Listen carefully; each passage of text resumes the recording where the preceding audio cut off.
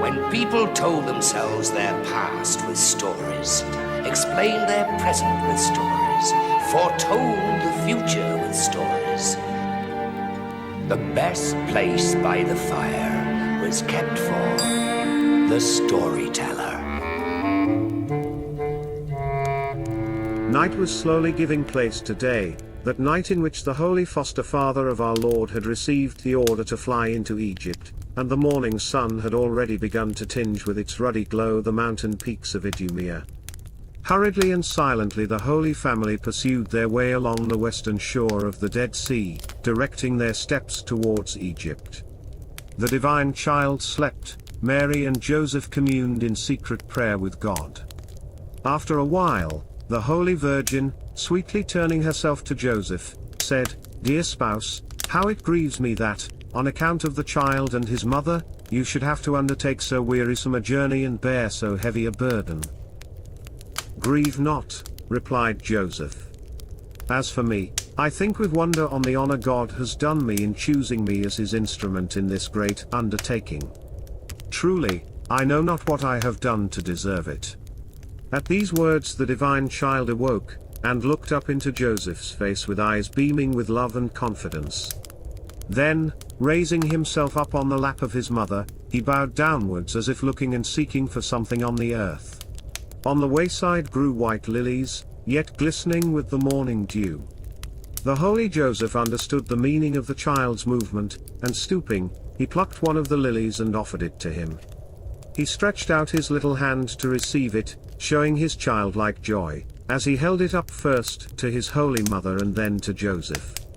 At last he held it out to his foster father, and gave it to him, with a look, as if he would say, "Do you know now why God has chosen you as his instrument?" This look flooded Joseph's heart with gladness. For it filled his soul with a divine grace, which gave him so intimate an understanding of the beauty and sublimity of the angelical virtue of chastity, and of purity of soul, that his heart beat, and his whole body trembled with joy. He held up the lily against the glimmering rosy light of the morning sun, and exclaimed, "Beautiful lily! Yet how far more beautiful the virtue of which thou art the emblem! Lily of a pure heart! 10 such lilies in Sodom and Gomorrah, and they would yet be standing in the midst of verdant plains. Marvelous justice of God against the abominations of sin. Now, in this hour, I understand his ways and the secrets of his judgments." Thus spoke the holy Joseph in the fullness of his heart, as he walked onwards, and beheld the drear and funereal aspect of the Dead Sea and its fearful shores. Just then a figure appeared in the far distance. Joseph's heart trembled as he thought of possible danger for the mother and child, but, as it approached nearer, he noticed that the habiliments were those of a woman. "Unclean! Unclean!" cried a shrill and mournful voice. It was that of a poor leper, driven out from the abodes of men. Her face was horribly disfigured, and her body was clad in filthy and ragged garments. Standing at a distance on the wayside she begged an alms as they passed. Joseph handed the lily to the child to hold, whilst he drew out a small coin to give to the poor leper. The Holy Virgin loosened a little kerchief which she had wrapped round the Divine Child to protect him from the cold night wind, and handed it also to the distressed creature. Then Joseph, looking at the child, said, "You also, little one, would certainly wish to give something to this poor beggar if you were not so poor yourself."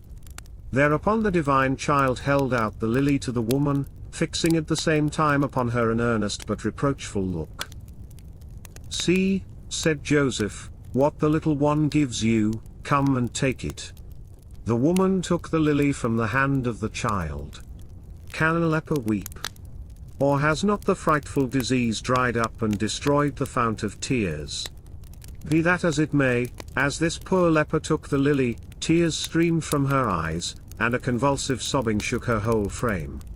She trembled as she staggered to one side, and stood watching the fugitives as they pursued their way until the distance hid them from her sight. She had been a great sinner, and the leprosy was the punishment of her evil and dissipated life. The divine child had given her more than the lily. With it, he had bestowed upon her the grace to see and acknowledge her hateful guilt, and with repentance came the memory of the long-lost innocence of her childhood. As her eyes lost sight of the retreating figures, she covered her face with the kerchief the Most Holy Virgin had given her, and throwing herself on the ground, gave way to a flood of tears, weeping as if her heart would break. The day had begun to decline, the western sky was flooded with a gold and crimson tint. But as the sun sank below the horizon, a cool, fresh wind blew from the west. The Holy Mother pressed her little one closer to her bosom, and drew her blue mantle tighter around him. She missed now the protecting kerchief which in the morning she had given to the poor leper. Joseph noticed her with pain, and there came a temptation to the poor, tired, houseless, anxious man, and he sighed as he said, "It will be very hard, O Mary, for poor fugitives and exiles such as we, to have to find food, clothing, and shelter. Soon the little sum of money we brought with us will be expended. Perhaps before we reach our destination we shall be penniless, and even when we reach the term of our flight, what means shall we find to provide for the future? Poor mother! Poor child!" Anxiously the mother looked at her virgin spouse, but she had to turn quickly to the child, who strove to raise himself in her arms, and was stretching out his little hands towards the ground. Again were the wayside lilies the object of his desires, and again did the holy Joseph pick one, and, as he handed it to him, he received one of those wonderful looks from his divine eyes that penetrated the inmost depths of his soul. "Pardon, pardon, Mary," he exclaimed. "I have indeed spoken foolishly." And he began at once to sing the 90th Psalm. "He that dwelleth in the help of the Most High shall abide under the protection of the God of heaven." As he continued it, the child fell asleep again in his mother's arms. And before Joseph had concluded the psalm, he espied in the distance a little lowly hut, or cottage, towards which he at once directed his steps, resolving to seek there a shelter during the night for the mother and child. The inmates of the cottage, though they accorded the usual Eastern hospitality, looked gloomily at them as they entered, and the master of the house, approaching Joseph, said with a surly voice, "Here you may indeed enter, but poverty and misery are the only dwellers in this abode, and despair is already on the threshold." "My friend," answered the holy Joseph, as he showed him the lily which he held with the pilgrim's staff in his hand, "behold this flower of the field, it soweth not, neither does it reap. It builds itself no shelter, and yet it always holds its beautiful head erect to the sun. Care never bows it to the earth. Raise up also your head, for the same God who cares for this lily, cares also for you." The impression these words produced was most wonderful, for the grace of the little Christ child was with them and with the second lily of Saint Joseph. The Holy Family rested for the night under this sheltering roof, and spent the evening in conversation full of comfort and consolation for those who had received them. In the morning they rose early to continue their flight, but before leaving, their host begged of Saint Joseph the lily that he held in his hand, and refused all other payment or gifts. He placed the lily in a vase of water, and as long as he lived it never faded or withered. Has it ever chanced to you, dear listener, at any time to stand in a garden, as the evening shadows fell and the somber veil of twilight began to envelop the earth as with a pall? At such a moment the lily flower appears to stand out like a corona of light, its glistening white petals breaking through the darkness. Well then, listen now to the story of Joseph's third lily. Many days had passed since Saint Joseph had left the lily in the hands of the owner of the desert dwelling, yet still the fugitives were hastening on their weary way. They were now nearing the frontiers of Egypt. Already from a curve in the road they had seen in the distance the dome of an idolatrous temple, rising from the midst of dwelling houses, and shining as it caught the rays of the setting sun. But the holy Joseph had a very sad heart. All the more because, as the sun set, a thick darkness began to spread itself over the earth, and it became almost impossible to distinguish the path they had to take. Laying his hand on the bridle of the ass which carried their little burdens, he sighed and said, "If only we had a torch." Just then the divine child, who was sleeping in his mother's arms, awoke, and stretching out his little hands, seemed to seek something from the ground. At once the holy Joseph looked and saw an object white and shining, gleaming amid the dark green on the wayside. Again it was a lily. He plucked it, and handed it to the child, but as he gave it into his hands, behold!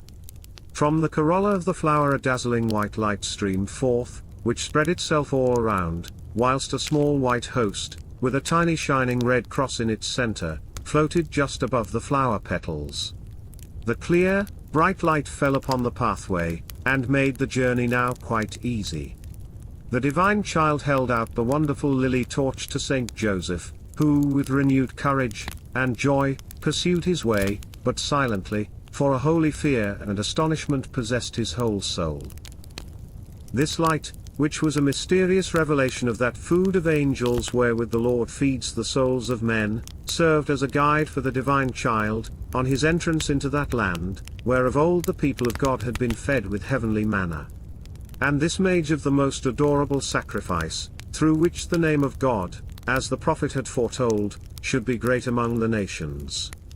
Entered, shining brightly, into the idolatrous city, to oppose its light to the darkness of the idolatrous worship of an unbelieving people. Soon the Holy Family found themselves in the midst of an Egyptian city, and were passing before the great temple whose shining dome they had beheld from the distance.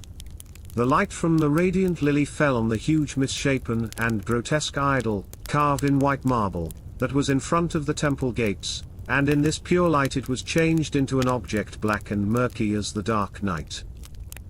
A priest of the idol stood beside it, and a ray of the divine light of grace fell also upon his heart.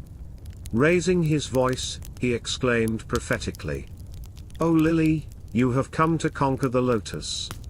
Remember, dear listener, that the lotus flower was the symbol of Egyptian idolatry. The pagan priest, then turning to the Holy Family, said, "Strangers, whomsoever you may be, a God is with you, and his light enlightens you." And immediately closing the gates of the temple, he disappeared into its dark recesses. The Holy Family had in the meantime moved onwards, and reached a house before whose entrance a lamp was burning.